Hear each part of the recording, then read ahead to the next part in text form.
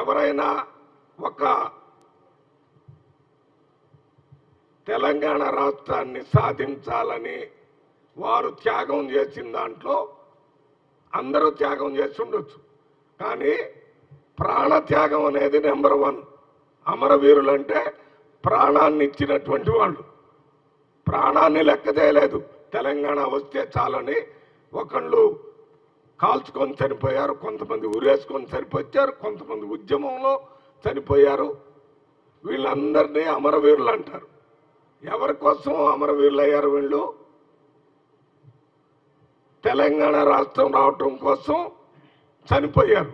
ఆ అమరవీరుల్ని చిహ్నంగా పెట్టుకోవాలని ప్రజాప్రభుత్వంలో అంతకంటే మించింది లేదని రాష్ట్ర ముఖ్యమంత్రి రేవంత్ రెడ్డి గారు ఆ ప్రయత్నం చేస్తుంటే దానికి వ్యతిరేకంగా కేటీఆర్ గారు లేక బీఆర్ఎస్ పార్టీకి సంబంధించిన నాయకులందరూ కూడా ఇది మారిస్తే ప్రజా ఉద్యమం చేస్తాం, దీన్ని మేము వ్యతిరేకిస్తాం.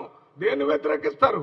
మళ్ళీ రాజరిక పరిపాలన కావాలని మీరేమన్నా కొత్త ఎజెండాను ప్రజలకు ఇస్తారా? రాజరిక పరిపాలన ఎప్పుడో 1947లో పోయింది. ఆ పోయిన దాన్ని 2014లో మీరు తెలంగాణ పేరుతో గెలిచిన తర్వాత మళ్ళీ రాజరిక పరిపాలన తెచ్చారు. ఆ రాజరిక గుర్తులే లేకుండా చేయటానికి రాష్ట్ర ముఖ్యమంత్రి ప్రభుత్వంలో వచ్చిన రోజునే ప్రగతి భవన్ ముందు ఉన్నటువంటి ఇనప కంచెని జేసీబీ పెట్టి కొట్టి అవతల పరేసి ప్రజల పరిపాలన గుర్తుగా చేసినాడు. ప్రగతి భవన్ పేరుని ప్రజాభవన్గా మార్చాడు. ప్రగతి భవన్ 3 భాగాలుగా చేశాడు.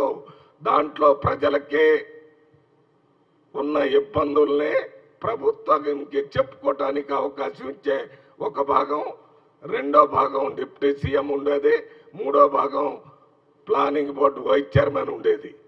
ఈ 3 అక్కడ ఏర్పాటు చేసి ఈ రాజరికపు చిహ్నంలాగా ఏదైతే ప్రగతి భవన్ని మరి 100 కోట్లు పెట్టి కట్టి 2 కిలోమీటర్ల చుట్టూ పోలీసులు పెట్టి కాకులు కూడా అక్కడ వాలకుండా చేసినటువంటి ఆ రాజభవనాన్ని ప్రజాభవనంగా చేసినటువంటి నాయకుడు రేవంత్ రెడ్డి. అది కూడా మీరు వద్దని చెప్పొచ్చు. ఎందుకనంటే మీరు ఇవాళ కొత్త మాటలు చెప్తున్నారు. ఇది ముఖ్యమంత్రి భవనం.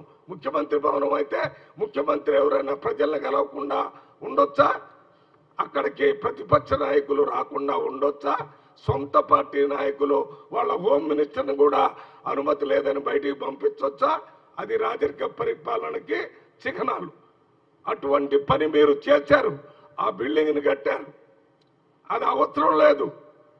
అంతకుముందే రాజశేఖర రెడ్డి గారి టైంలో ముఖ్యమంత్రి కోసం ఇక్కడ 2 బిల్డింగ్స్ ఉన్నాయి.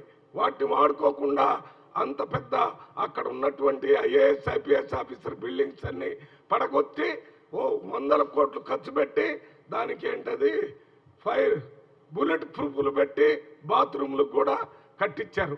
అంటే ఈ రాజుల కాలంలో చేసినటువంటి పని. అందువల్లనే మేము ఎన్నికల ముందు రేవంత్ రెడ్డి గారు పబ్లిక్ మీటింగుల్లో మీ మీడియా వాళ్ళతోనే అందరితో చెప్పాడు, ఈ రాజకీయ పరిపాలన దించడానికి కాంగ్రెస్ పార్టీ తరఫున పోరాటం చేస్తామని మాట ఇచ్చాడు. ఆ మాట ప్రకారం ఇది చేస్తున్నాడు.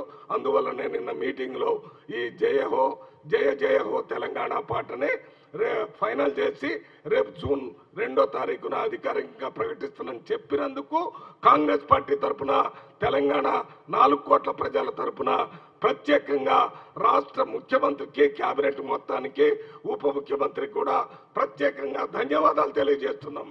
ఇదే రకంగా భవిష్యత్తులో కూడా ఈ రాజరికపు